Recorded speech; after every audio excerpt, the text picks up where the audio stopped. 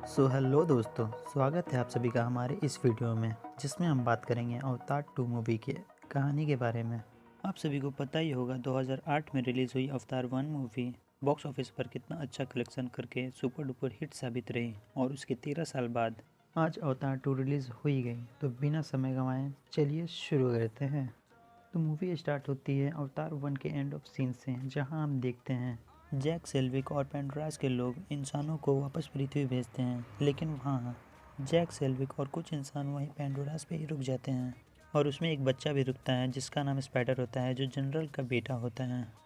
जंग जीतने के बाद जैक सेल्विक पेंडोरास के लोग का राजा बन जाता है और अपने परिवार के साथ खुशी से रहने लगता है, जिसके 2 बेटे और एक बेटी रहती हैं जिसका नाम एरिक रहता है।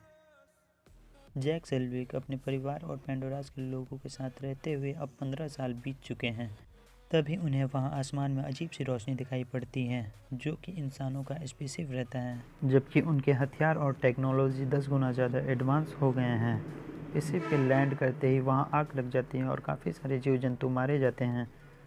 जानवरों को मरता देख जैक सेल्विक काफ़ी गुस्से में आ जाते हैं।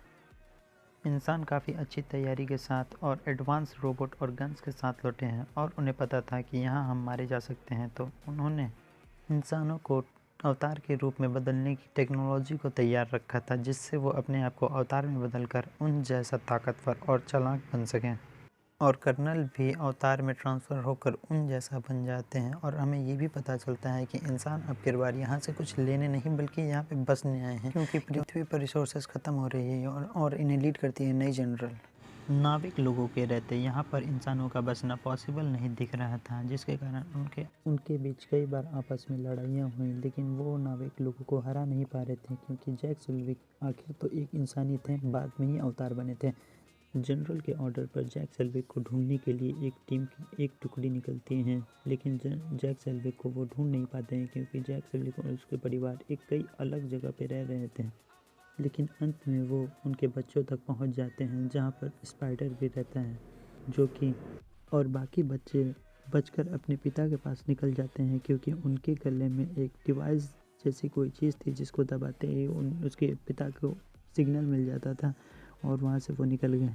उसके बाद जैक सेल्विक अपने परिवार को लेकर पहाड़ियों के बीच चला जाता है, जहाँ पर दूसरी प्रजाति के लोग रहते हैं जिनका शरीर का बनावट कुछ अलग तरीके का रहता है और उनकी पावर भी कुछ अलग तरीके की ही रहती है। जैक सेल्विक वहाँ अपने परिवार के साथ रुकने के लिए उनके राजा से इजाज़त लेता है, मुझे और मेरे परिवार को कुछ दिन यहाँ रुकने की इजाज़त दी जाए। और वहाँ के लोग जैक सेल्विक और उसके परिवार को वहाँ के बारे में बताते हैं, पानी में सांस लेना सिखाते हैं और उसकी सवारी भी करना सिखाते हैं। तभी उनके बच्चों के बीच आपस में कुछ मतभेद हो जाते हैं, लेकिन बाद में वो आपस से दोस्त बन जाते हैं। फिर हमें पता चलता है कि इंसान यहाँ किसी खास तरह की मछली का शिकार कर रहे हैं और उस मछली के दिमाग से किसी खास तरह के लिक्विड को निकाल कर कल अरबों रुपए में बेचकर अपना यहाँ का खर्चा निकाल रहे हैं। जैक सेल्वी और राजा के बच्चे पानी में तैरते हुए काफ़ी आगे निकल जाते हैं।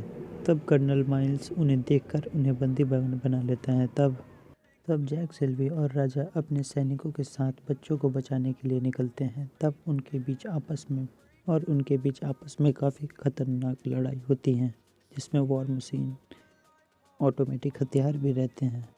और हर बार की तरह इस बार भी जैक सेल्विक की बहादुरी के चलते नाविक लोग जीत जाते हैं और इंसान फिर से बुरी तरह हार जाते हैं। और लड़ाई के दौरान जैक सेल्विक की बेटी मारी जाती है। जैक सेल्विक वहाँ के राजा से इजाज़त लेते हैं। तब वहाँ के राजा बोलते हैं कि नहीं, अब तुम यहीं हमारे साथ रहो।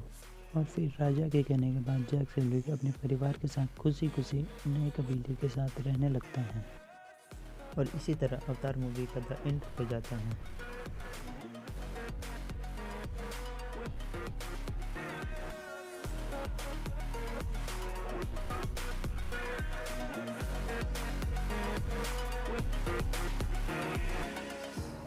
इसी तरह की वीडियो देखने के लिए हमारे चैनल को सब्सक्राइब करें और बेल आइकन दबाएं।